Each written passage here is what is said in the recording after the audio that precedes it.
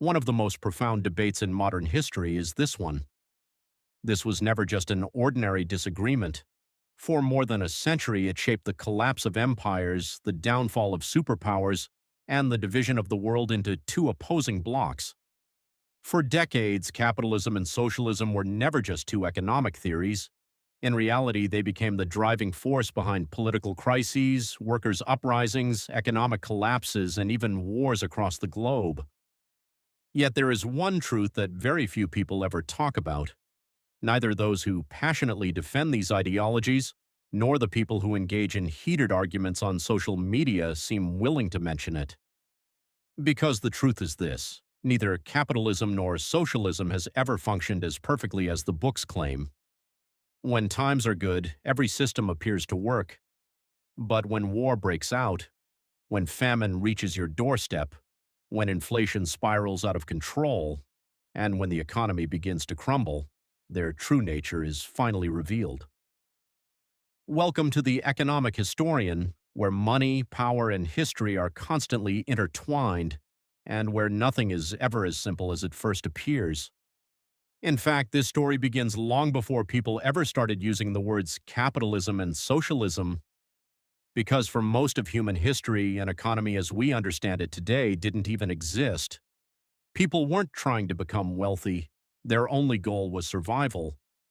Kings believed their right to rule came directly from God. Landowners controlled most of the wealth, while peasants produced little more than what was necessary to avoid starvation. For centuries, life barely changed at all. Whenever one person gained, someone else inevitably lost. The sources of wealth were land, labor, and war. Productivity remained almost completely stagnant. If you had told someone back then, one day ordinary people will become incredibly wealthy simply by trading or by creating brilliant ideas, they would most likely have laughed at you. Then an event occurred that changed everything: the Industrial Revolution. In the late 18th century, Britain, fueled by coal, iron, and capital, began transforming itself into the world's manufacturing center. Machines replaced human labor, factories spread rapidly, and for the first time in history, private capital became an economic force unlike anything the world had ever seen. Production exploded, wealth expanded, technology advanced at an unprecedented pace, but it all came at a cost. Income inequality rose rapidly, cities became covered in pollution, children worked long hours inside factories, and millions struggled to survive under harsh working conditions. Even so, one undeniable fact remained: capitalism had unleashed the greatest wave of economic growth humanity had ever witnessed. And precisely because of that, an equally powerful opposing idea was about to emerge. It was under these very conditions that socialism emerged, not merely as an idea or a utopian dream, but as a powerful response to the brutal working conditions created by the Industrial Revolution. By the mid-19th century, thinkers such as Karl Marx and Friedrich Engels looked at the way factories operated, the growing unrest among workers, and the widening gap between the rich and the poor. In their view, the problem was not simply a handful of greedy factory owners. The problem was the system itself. They argued that the wealth accumulated by capitalists was built upon the labor of workers. But if factories belonged to society as a whole, if production existed to meet people's needs rather than maximize profits, and if the wealth that was created were shared among everyone, then a far more just society could be built. For millions of people, this idea represented hope. Especially for workers enduring miserable conditions inside factories, socialism seemed like a promise that justice would finally prevail. But theory and reality are rarely the same. The world witnessed this clearly for the first time after the Russian Revolution of 1917. Lenin inherited a country devastated by war, crippled by famine, and economically far behind the industrialized world. The Tsarist regime had come to an end. The old order had nearly collapsed, and in the eyes of many, an entirely new economic system was about to be built. Control over land, factories, banks, and most natural resources was transferred to the state. Prices were no longer determined by the market, they were set by the government. Companies no longer focused on earning profits. Instead, they worked to fulfill the production targets assigned to them. Private enterprise was largely eliminated. On paper, the plan looked remarkably impressive, but once it was put into practice, things unfolded very differently. Without market prices, the government struggled to determine what people actually needed. With competition almost completely gone, factories had little incentive to improve. And when people saw no meaningful reward for working harder, productivity began to decline. Food shortages became widespread. Long lines for bread became part of everyday life. Agricultural production suffered severe setbacks. Eventually, even Lenin acknowledged that the economy could not survive under complete state control. As a result, he was forced to allow a limited return of private trade. What made the situation especially interesting was this. Despite all of these problems, socialism still appealed to millions of people, because at the very same time, capitalism itself was beginning to fall into a deep crisis. In 1929, the American stock market crashed, triggering the Great Depression. Banks collapsed, businesses shut down, and unemployment swept across millions of lives. Suddenly, capitalism no longer appeared to be a flawless system either. The world was now confronted with an uncomfortable reality. Socialism promised equality, yet in many places it had produced inefficiency and shortages. Capitalism promised prosperity, yet it had also produced one of the greatest economic disasters in history. And just as this debate reached its peak, a new event emerged that would change everything: the Second World War.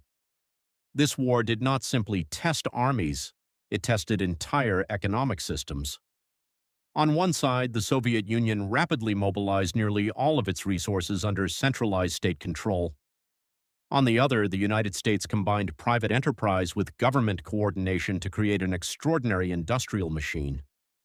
When the war finally ended, one fundamental question remained: which system could truly provide a better standard of living for its people? But today, there is one crucial point that many people overlook. The truth is, this debate is no longer the same as it once was. Because the greatest challenges of the 21st century, artificial intelligence, aging populations, climate change, the energy transition, and rapidly expanding global debt, have no interest in ideology. They simply expose the strengths and weaknesses of every economic system.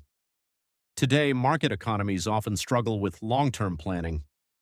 Meanwhile, centrally planned economies struggle to generate innovation and adapt to change. That is why the countries most likely to succeed in the future will not be those that cling to one ideology.